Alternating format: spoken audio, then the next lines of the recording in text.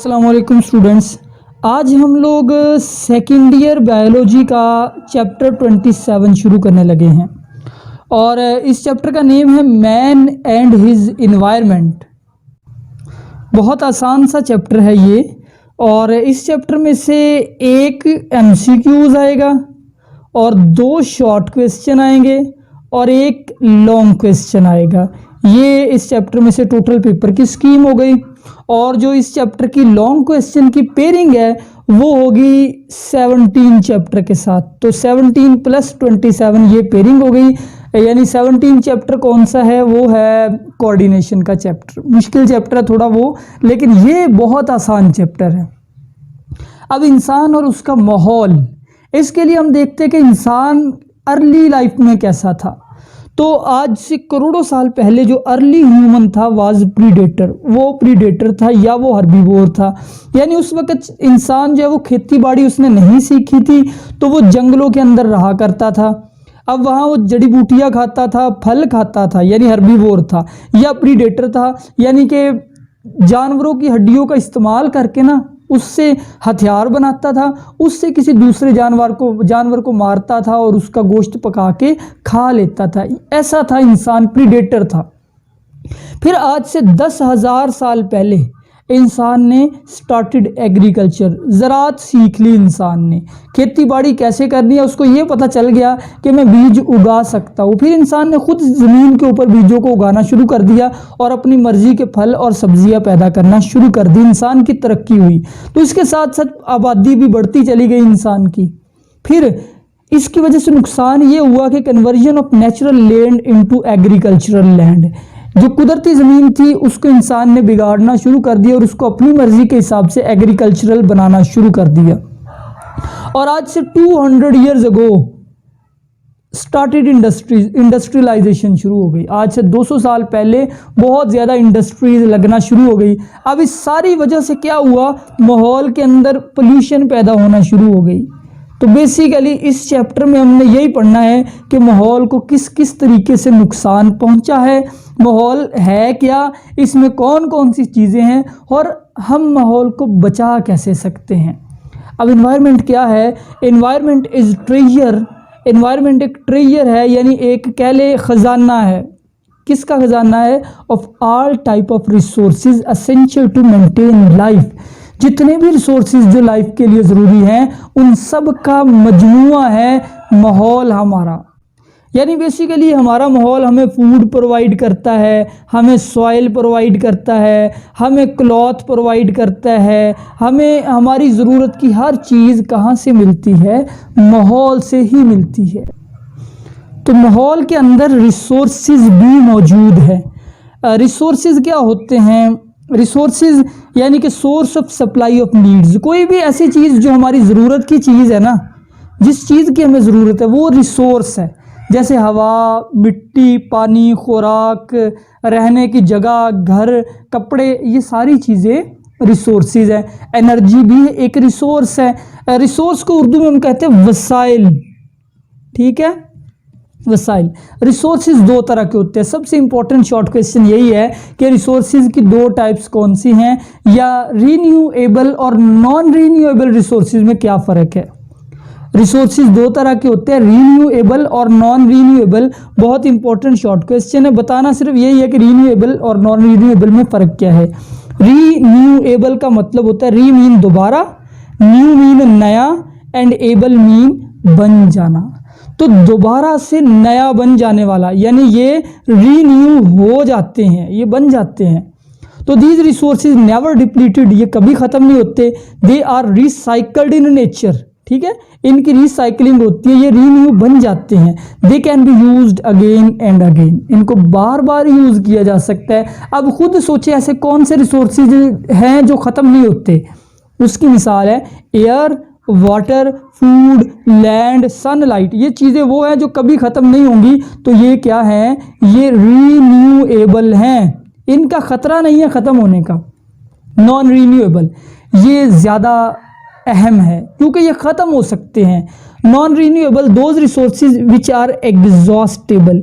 Exhaustible का मतलब होता है ख़त्म हो जाने वाले, जो ख़त्म हो सकते हैं, जो खर्च हो सकते हैं। Once they consumed, once these consumed, consume mean खर्च, अगर ये एक दफ़ा खर्च हो जाएं, कैन नॉट बी रिप्लेस्ड, दोबारा नहीं बनेंगे, तो इसलिए they can not be used again and again. इसकी मिसाल है वेरियस मेटल्स, कई ऐसी मेटल्स जो ज़मीन के अंदर से निकलती हैं, अगर हम उनको ख़त्म कर दें फिर वो दोबारा पैदा नहीं होंगी। फोसल फ्यूल, फोसल फ्यूल से मुराद है तीन चीज़ें, एक गैस यानी सुई गैस वगैरह और नेचुरल गैस जिसको कहते हैं, दूसरी कोल यानी कोयला, और तीसरा पेट्रोलियम। ये तीनों चीज़ें फोसल फ्यूल हैं और ये अगर दुनिया से एक बार ख़त्म हो जाए दोबारा पैदा नहीं होंगे। ये जो सुई गैस है, नेचुरल गैस, अगर ये दुनिया से ख़त्म हो जाए फिर दोबारा पैदा नहीं होगी, अगर होगी तो करोड़ों अरबों साल लगेंगे। इसलिए नॉन रीन्यूएबल को हमें बहुत ही दानिशमंदी और समझदारी से यूज़ करना चाहिए। और फिर कई मिनरल्स भी इसी कैटेगरी में आती है जो नॉन रीन्यूएबल है। तो ये शॉर्ट क्वेश्चन आपने यही सेम करना है। नेक्स्ट शॉर्ट क्वेश्चन है इसी टॉपिक से, न्यूट्रिएंट साइकिल। न्यूट्रिएंट साइकिल क्या है, यहाँ से देखें कि जो फूड होती है, जो खुराक पैदा हुई, उस खुराक को क्या कर लिया जाता है, कंज्यूम। कंज्यूम का मतलब होता है इस्तेमाल, मतलब समझ ले फूड है, कोई फल है, उसको हमने कर लिया इस्तेमाल।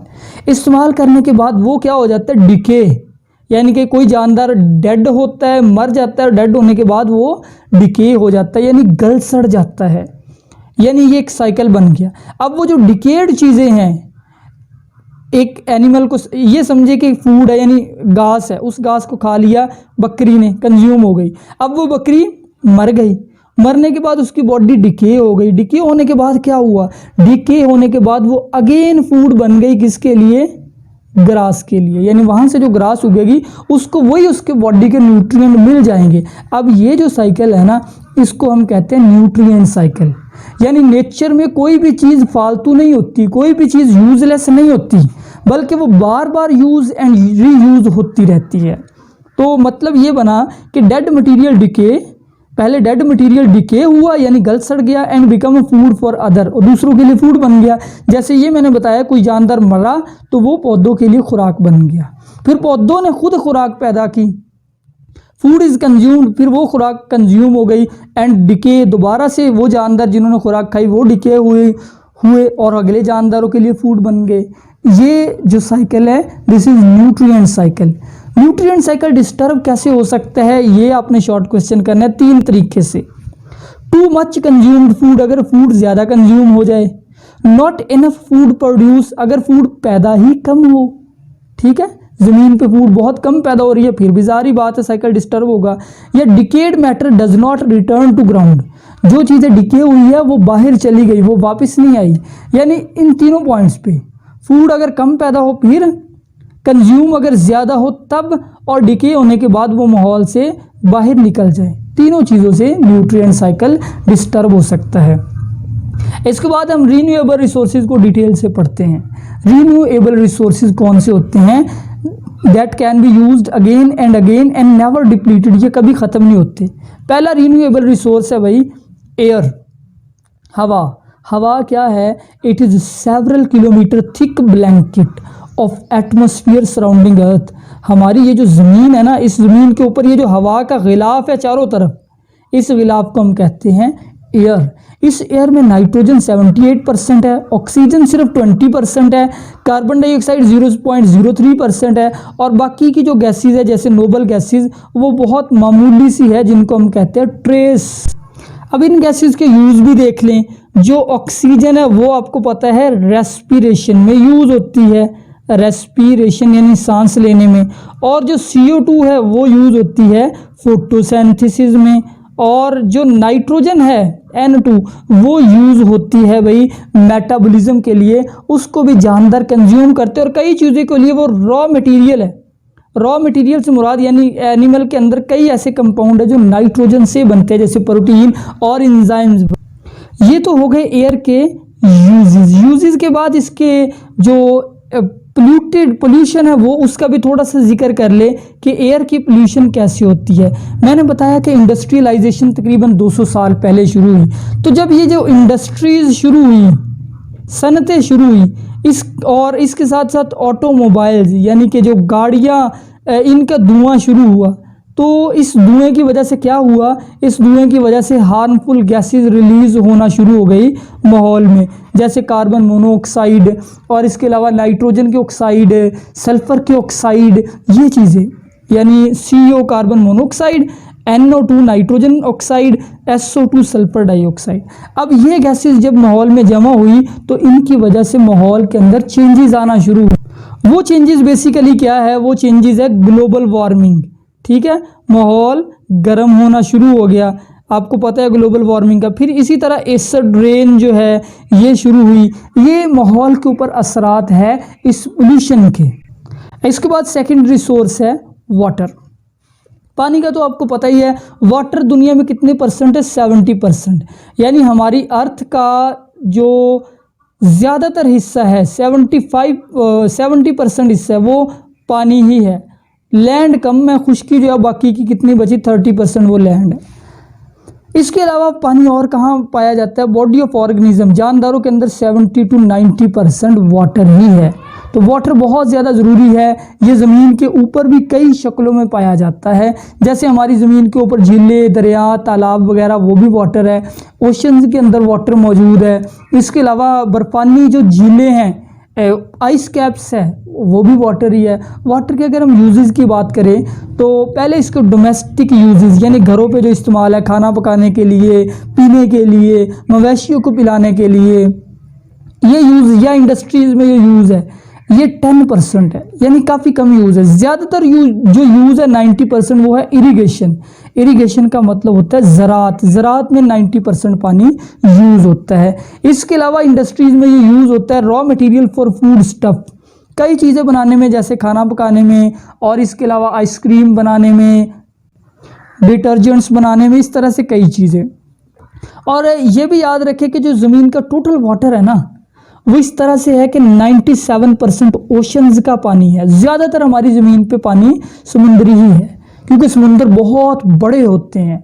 और सिर्फ जो 2% वाटर है बाकी का, वो फ्रोज़न आइस है, वो पोलर आइस कैप जैसे कुतुब शुमाली और कुतुब जनूबी में मौजूद है।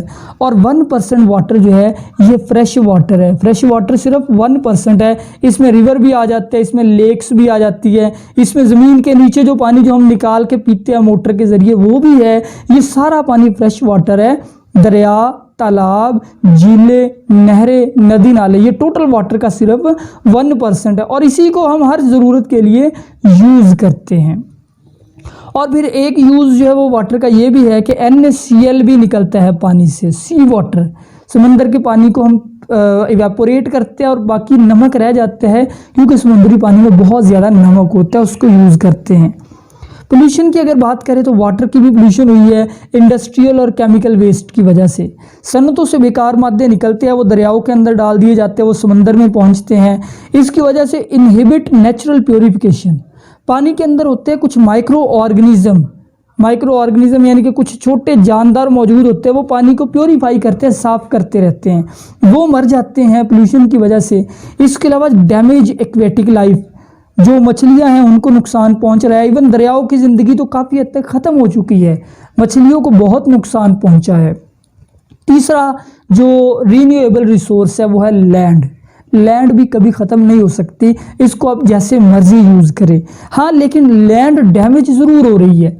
लैंड क्या है, upper layer of earth crust. ये एक्चुअली सॉइल की डेफिनेशन है, सॉइल या लैंड की, कि ज़मीन की जो अपर लेयर है उसको हम कहते हैं लैंड या सॉइल। इसके अंदर क्या क्या चीज़ें होती है, सॉइल के पार्टिकल हैं, सॉइल का वाटर है, और सॉइल की एयर है। यानी ये जो ज़मीन की अपर लेयर है ना, ये वाली, इसके अंदर अब मिट्टी के ऐसे ज़र्रात भी हैं, इसके अंदर हवा भी है, इसके नीचे पानी भी मौजूद है। फंक्शन, सॉइल के 3 फंक्शन है। ये शॉर्ट क्वेश्चन के तौर पे याद कर लें कि सपोर्ट लाइफ ऑन लैंड, पहला ज़िंदगी को सपोर्ट करती है, जो जितने भी जो टेरेस्ट्रियल जानदार है वो ज़मीन पे रहते हैं। Provide water and nutrient to plant, जो प्लांट ज़मीन के ऊपर उग रहे हैं, एक तो उनको उगने के लिए जगह प्रोवाइड करती है, जड़ें उनकी ज़मीन के अंदर जाती है, फिर वो पानी भी उनको प्रोवाइड करती है ये सॉइल। फिर तीसरा use 11% land used for cultivation. दुनिया की जो टोटल लैंड है उसका 11% रकबा खेती बाड़ी के लिए यूज़ किया जाता है। अगर हम लैंड की पोल्यूशन की बात करें तो इसमें सबसे बड़ी जो चीज़ है वो है सॉइल इरोजन, ज़मीनी कटाव। जब बारिशें वगैरह होती है तो ज़मीन की ऊपर वाली लेयर बह जाती है। एक्सटेंसिव ग्रेजिंग से ज़मीन को नुकसान पहुंच रहा है, यानी ज़्यादा जो मवेशी चराए जाते हैं। फिर अर्बनाइजेशन बढ़ रही है, यानी शहरों का फैलाव, इससे ज़मीन की आलूदगी बढ़ रही है। फिर फर्टिलाइज़र यानी कि खाद और इंसेक्टिसाइड यानी स्प्रे, इन दोनों चीज़ों से सॉइल की आलूदगी हो रही है। और डिप्लीशन ऑफ न्यूट्रिएंट, जब आप किसी जगह पे बार बार फसलें उगाएं, यानी आप कहें विगरस क्रॉपिंग, इस चीज़ को कहते हैं विगरस क्रॉपिंग, यानी बार बार फसलें लेना, फसल को रेस्ट ना देना, इसकी वजह से भी सॉइल को नुकसान पहुंच रहा है और मिट्टी के अंदर मौजूद जो एसेंशियल न्यूट्रिएंट है वो ज़ाया हो रहे हैं। तो आज हमारा फर्स्ट लेक्चर था, ये कंप्लीट हुआ, यहीं तक था। अल्लाह हाफिज़।